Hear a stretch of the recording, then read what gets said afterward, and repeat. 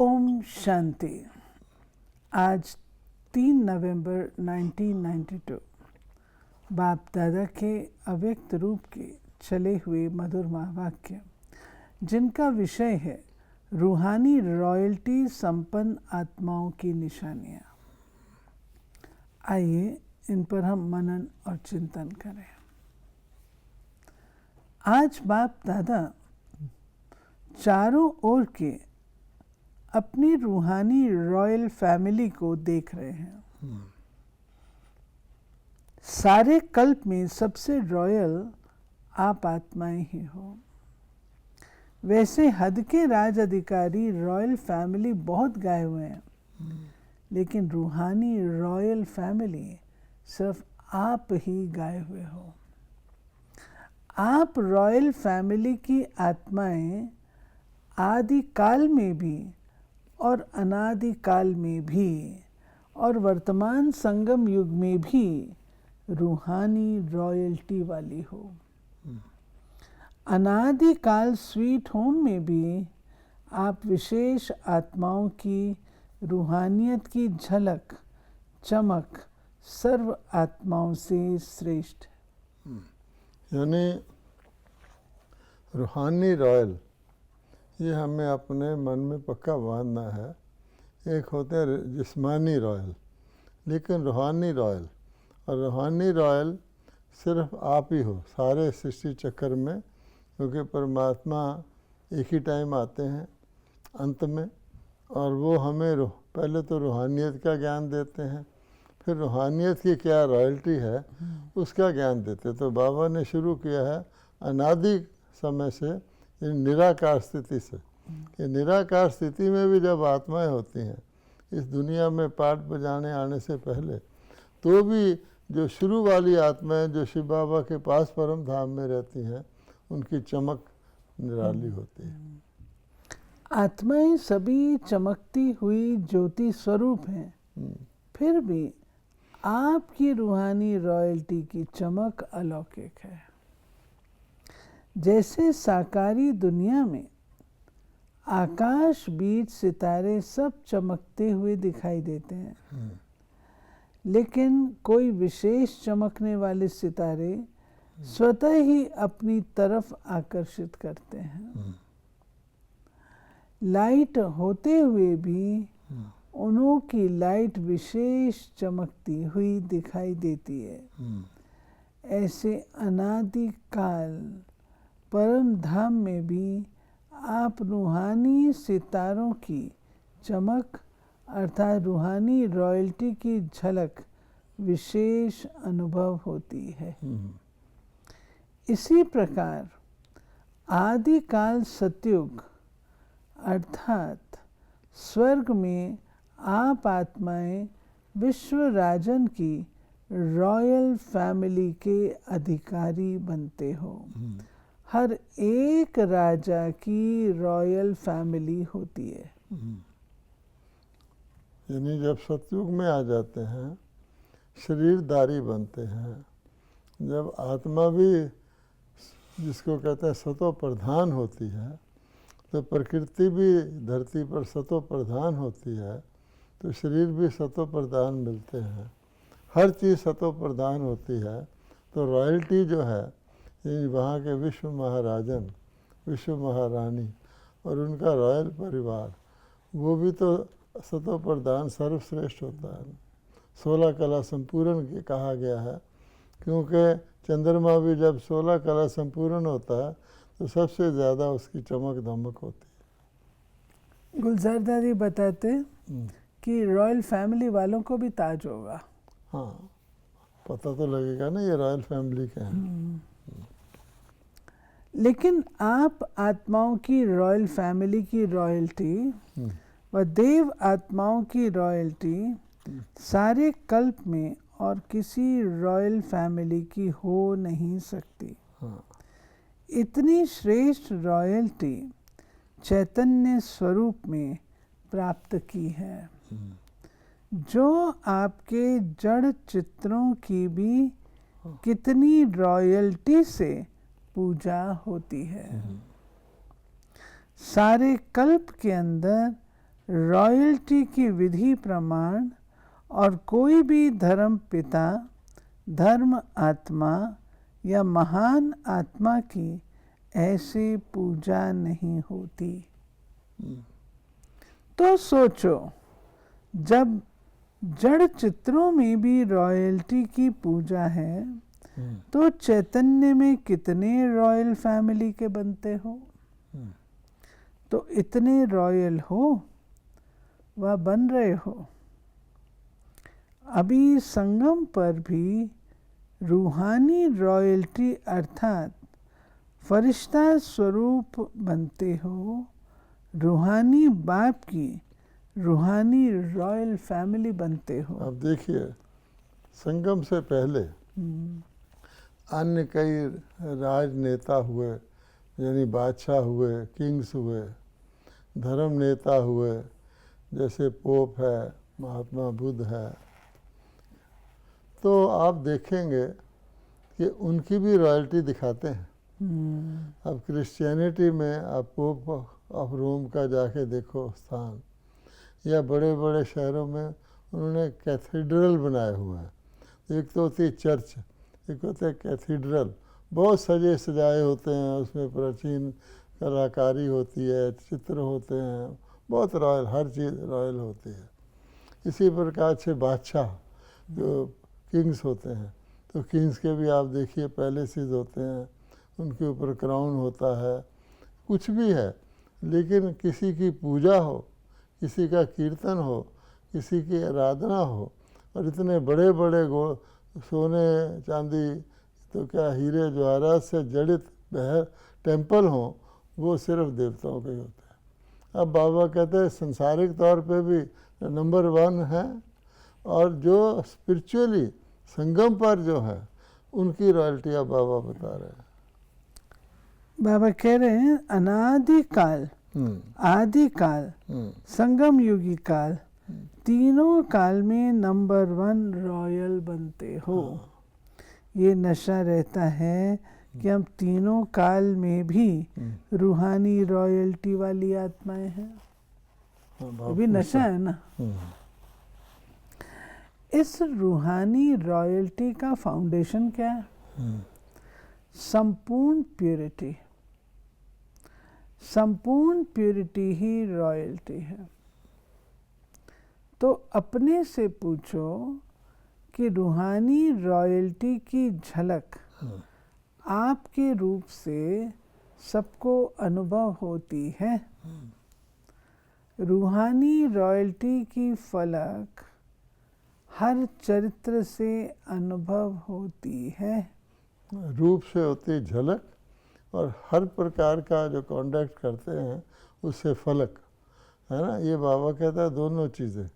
अब बाबा ने कहा रूहानी और पवित्रता, तो आप देखेंगे महाराजा विश्व महाराजन जो होते थे, महारानी, डबल क्राउन, यानी दुनिया के ताज का भी क्राउन रतन जड़ित, और पीछे लाइट का क्राउन जिसको हॉलो कहते हैं। उसके बाद जो दुनिया के दूसरे वक़्त के राजा हुए हैं, उनको एक क्राउन था, हिज हाईनेस या हिज मैजेस्टी, और जो धर्म नेता थे पोप इत्यादि, उनको लाइट का क्राउन था, फिर होलीनेस, हिज होलीनेस। तो इसलिए बाबा कहता है दोनों क्राउन आपको रहे। लौकिक दुनिया में भी अल्पकाल की रॉयल्टी न जानते हुए भी चेहरे से, चलन से अनुभव होती है, झलकती है। तो रूहानी रॉयल्टी गुप्त नहीं रह सकती, वो भी दिखाई देती है। हर एक नॉलेज के दर्पण में अपने को देखो कि मेरे चेहरे पर, चलन में रॉयल्टी दिखाई देती है। वह साधारण चेहरा, साधारण चलन दिखाई देती है। जैसे सच्चा हीरा अपनी चमक से कहाँ भी छिप नहीं सकता, ऐसे रूहानी चमक वाले, रूहानी रॉयल्टी वाले छिप नहीं सकते। कई बच्चे अपने को खुश करने के लिए सोचते हैं और कहते भी हैं हम गुप्त आत्माएं हैं, इसलिए हमको कोई पहचानता नहीं है। क्योंकि भारत के अंदर खास तौर पे गुप्त का बहुत महत्व दिया जाता है। कोई गुप्त दान करता है कहते इसका सबसे बड़ा पुण्य होता है। इसीलिए क्योंकि अब बाबा ने गुप्त की इस यहाँ डेफिनेशंस बताई हैं। गुप्त किसको कहते हैं, और कई कहते हैं मैं गुप्त हूँ, अपने आप को उल्टा प्रत्यक्ष कर रहे हैं। और गुप्त नम्रता की भी निशानी है, लेकिन दूसरे आपको गुप्त कहें। आप अपने आप को कहो मैं गुप्त हूँ, तो गुप्त कहाँ के रहे, आपने अपने आप को खुद ही कह दिया, प्रत्यक्ष कर दिया। इसको बाबा मियाँ मिट्ठू कहता है। हाँ, गुप्त पुरुषार्थ बहुत अच्छी बात है, हाँ, लेकिन गुप्त पुरुषार्थी की झलक और फलक, हाँ, रूहानी रॉयल्टी की चमक औरों को अनुभव जरूर कराएगी। स्वयं को चाहे कितना भी गुप्त रखें, हाँ, लेकिन उनके बोल, उनका संबंध, संपर्क, रूहानी व्यवहार का प्रभाव उनको प्रत्यक्ष करता है। जिसको साधारण शब्दों में दुनिया वाले बोल और चाल कहते हैं। इसका बोल चाल कैसा है? तो स्वयं को प्रत्यक्ष नहीं करते, गुप्त रखते, ये निर्माणता की विशेषता है। लेकिन दूसरे उनके बोल चाल से अनुभव अवश्य करेंगे। दूसरे कहे कि ये गुप्त पुरुषार्थी है। अगर स्वयं को कहते हैं कि मैं गुप्त पुरुषार्थी हूँ, तो ये गुप्त रखा या प्रत्यक्ष किया? उल्टा ही है। गुप्त चीज़ को तो गुप्त रखा जाता है, और खुद कह रहे हैं मैं गुप्त पुरुषार्थी हूँ, अर्थात अपने आप को प्रत्यक्ष करने की कोशिश कर रहे हैं। कह रहे हो गुप्त, हाँ, और कर रहे हो प्रत्यक्ष, लेकिन बोल रहे हो कि मैं गुप्त पुरुषार्थी हूँ। हाँ, ये गुप्त हुआ। बहुत पत्र में भी लिखते हैं, हम गुप्त पुरुषार्थियों को निमित्त बनी हुई दादियाँ नहीं जानती हैं। फिर ये भी लिखते हैं, देख लेना आगे हम क्या करते, क्या होता। तो ये गुप्त रहे या प्रत्यक्ष किया? गुप्त पुरुषार्थी अपने को गुप्त रखे, ये बहुत अच्छा, लेकिन वर्णन नहीं करो। दूसरा आपको बोले, जो अपने आप को ही कहे, उनको क्या कहा जाता? मियाँ मिट्ठू। अपने मुंह अपनी तारीफ करने वाले। तो मियाँ मिट्ठू बनना बहुत सहज है ना। तो क्या सुना? रूहानी रॉयल्टी।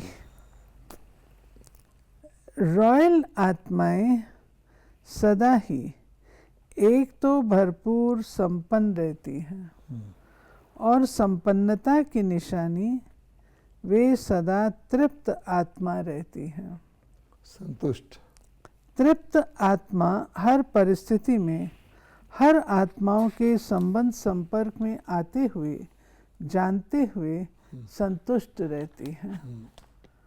चाहे कोई कितना भी असंतुष्ट करने की परिस्थितियां उनके आगे लाए, लेकिन संपन्न तृप्त आत्मा असंतुष्ट करने वाले को भी संतुष्टता का गुण सहयोग के रूप में देगी।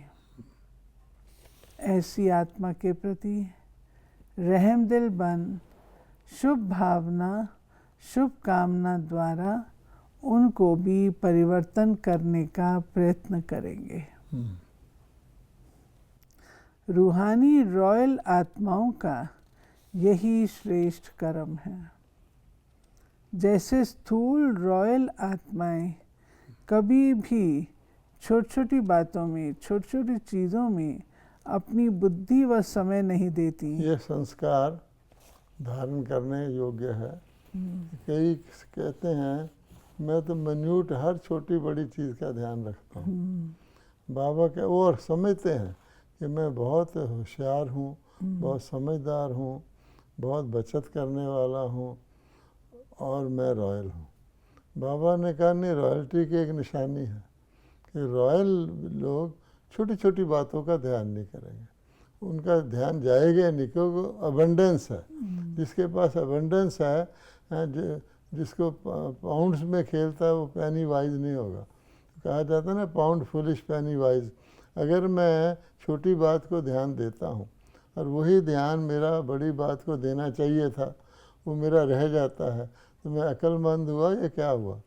इसको कहते हैं pound foolish any vice. Punjabi में कहते हैं जट गन्ना नहीं देता, भेली दे देता।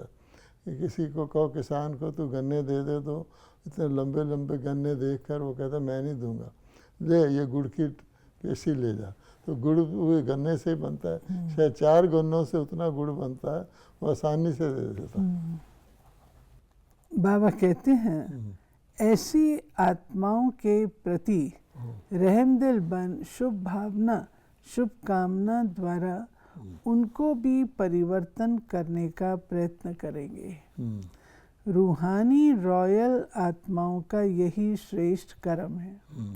जैसे स्थूल रॉयल आत्माएं कभी भी छोटी छोटी बातों में, छोटी छोटी चीज़ों में अपनी बुद्धि व समय नहीं देती। दुनिया में कहते हैं ना गिरा हुआ नहीं उठाता। रॉयल व्यक्ति जो होगा, कुछ चीज़ नीचे गिर जाएगी मिट्टी में तो उठाएगा नहीं, दूसरा होगा वो फटाफट उठा लेगा। अब वो कहेगा मैं तो देखो बचत कर रहा हूँ, लेकिन रॉयल्टी नहीं है। देखते भी नहीं देखती, सुनते भी नहीं सुनती। ऐसे रूहानी रॉयल आत्मा किसी भी आत्मा की छोटी छोटी बातों में जो रॉयल नहीं है उनमें अपनी बुद्धि व समय नहीं देगी। मैं रशिया में गया था, वहाँ मैंने देखा जो पेड़ से फल गिर जाए वो नहीं उठाते, रॉयल्टी है। दुनिया वाले कहते हैं रॉयल्टी अर्थात किसी भी हल्की बात में आंख नहीं डूबती। रूहानी रॉयल आत्माओं के मुख से कभी व्यर्थ व साधारण बोल नहीं निकलेंगे। हर बोल युक्ति युक्त होगा। युक्ति युक्त का अर्थ है व्यर्थ भाव से परे अव्यक्त भाव, अव्यक्त भावना। बाबा कहते थे ना, बाबा तो ज्वेलर थे, ब्रह्मा बाबा, कि जब हम ज्वेलरी दिखाते थे तो केवल इशारे से वो जो राजा या रानी होते थे वो पसंद कर लेते थे ऐसे, और हाथ में पैसा लेकर नहीं देते थे, खजांची को कहते थे ऐसे। तो रॉयल्टी इसको कहा जाता है रॉयल्टी। इस समय की रॉयल्टी भविष्य की रॉयल फैमिली में आने के अधिकारी बनाती है। चेक करो, वृत्ति रॉयल है। वृत्ति रॉयल अर्थात सदा शुभ भावना शुभ कामना। इस वृत्ति से हर एक आत्मा से व्यवहार में आए। रॉयल दृष्टि अर्थात सदा फरिश्ता रूप से। अब बाबा हर एक चीज़ की रॉयल्टी बता रहा है। पहले वृत्ति, वृत्ति में क्या है कि शुभ भावना शुभ कामना हर एक के लिए रहे। अब दृष्टि, औरों को भी फरिश्ता रूप देखे। कृति अर्थात कर्म में सदा सुख देना सुख लेना। इस श्रेष्ठ कर्म के प्रमाण संपर्क में आए। दुनिया में कहते हैं रॉयल व्यक्ति का हाथ सदा ऊपर रहता है, उसका हाथ नीचे नहीं आता, वो मांगने वाला नहीं बनता। ऐसे रॉयल बने हो या बनना है। ब्रह्मा बाप के बोल और चाल, चेहरे और चलन की रॉयल्टी को देखा। ऐसे फॉलो ब्रह्मा बाप। साकार को फॉलो करना तो सहज है। ब्रह्मा को फॉलो किया तो शिव बाप को फॉलो हो ही जाएगा। क्योंकि शिव बाबा निराकार गॉड ने साकार ब्रह्मा को इसीलिए रखा हुआ कि निराकार को फॉलो करना तो मुश्किल है, क्योंकि हम निराकार तो है नहीं, लेकिन निराकार साकार में जो कर्तव्य करके दिखाया उसको फॉलो करना। एक को तो फॉलो कर सकते हो ना। बाप समान बनने के पॉइंट्स तो रोज सुनते हो। सुनना अर्थात फॉलो करना। कॉपी करना तो सहज होता है कि कॉपी करना भी नहीं आता। बाप दादा आज मुस्कुरा रहे थे कि पुराने संसार और पुराने संस्कार, इससे सदा के लिए संकल्प और स्वप्न में भी मरना मनाना ऐसा जीते जी मरना कौन और कब मनाएंगे।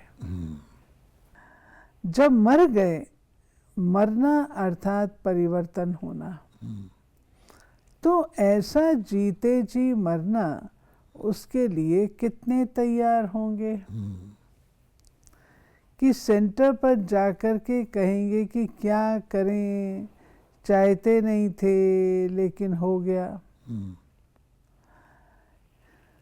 यादगार में भी दिखाते हैं, रावण का एक सिर खत्म करते थे तो दूसरा आ जाता था। यहाँ भी एक बात पूरी होती तो दूसरी पैदा हो जाती। फिर समझते हमने तो रावण को मार दिया, फिर ये कहाँ से आ गया। उसका सिर लग जाता था ना। यानी बाबा कहता है कि जैसे परमात्मा जो है जैसा है, उसको वैसे रूप से जानने से ही उसकी प्राप्ति होती है, या उससे कनेक्ट हो सकते हैं। ये भगवत गीता में भी लिखा हुआ। इसी प्रकार रावण यानी माया, जो एक सिंबॉलिक है, 5 विकार नर के 5 विकार नारी के, 10 सिर वाला है। 10 सिर वैसे व्यक्ति के तो होते नहीं। उसको भी जो है जैसा है उसी रूप में जानोगे तब आप बचोगे, नहीं तो आप समझे ये रूप मैंने ख़त्म कर दिया, वो दूसरे रूप से आकर आपको घेर लेगा। फाउंडेशन को खत्म कर दो तो रूप बदल करके मायावार नहीं करेगी, सदा के लिए विदाई ले लेगी। समझा क्या बनना है? रूहानी रॉयल्टी वाले। सदैव ये चेक करो, हर कर्म रूहानी रॉयल परिवार के प्रमाण है। जब 99% बोल, कर्म और संकल्प रॉयल्टी के हों, तब समझो भविष्य में भी रॉयल फैमिली में आएंगे। ऐसे नहीं सोचना हम तो आ ही जाएंगे, चलो संपन्न नहीं बने तो 1% फ्री देते हैं, लेकिन 99% रॉयल्टी के संस्कार, बोल और संकल्प नेचुरल होने चाहिए। बाबा कहते हैं 1% की मार्जिन दे देता हूँ, क्योंकि अभी कंप्लीट नहीं हुए, लेकिन इससे कम नहीं। बार बार युद्ध नहीं करनी पड़े, नेचुरल संस्कार हो जाए। अच्छा, चारों ओर के रूहानी रॉयल्टी वाली रॉयल आत्माओं को सदा प्यूरिटी द्वारा रॉयल्टी अनुभव कराने वाली आत्माओं को, सदा फरिश्ता स्वरूप के संस्कार को प्रैक्टिकल में लाने वाली आत्माओं को, सदा ब्रह्मा बाप को फॉलो करने वाली आत्माओं को, सदा श्रेष्ठ ब्राह्मण संसार में ब्राह्मण संस्कार अनुभव करने वाले रूहानी रॉयल परिवार को बाप दादा का याद, प्यार और नमस्ते। यहाँ बाबा ने कहा ना, युद्ध बार बार नहीं करो। एक सिंबल है कि श्री रामचंद्र जी एंड तक युद्ध करते रहे, इसलिए वो राज गद्दी पर बैठते हैं तो भी धनुषधारी दिखाते हैं, इसीलिए उनको चंद्रवंशी त्रेता युग में जाना पड़ा। सो ये थी मीठे बाबा की आज की मुरली, जिसमें बाबा ने रूहानी रॉयल्टी बताई, और रूहानी रॉयल्टी में भी हमारा आदि स्वरूप और अनादि स्वरूप, और विशेष बात कि ये सब चीज़ें नेचुरल हों, नेचुरल संस्कारों में हों, तब कहेंगे रूहानी royal. Natural nature, natural nature यानी जीवन में आ जाए। ओम शांति।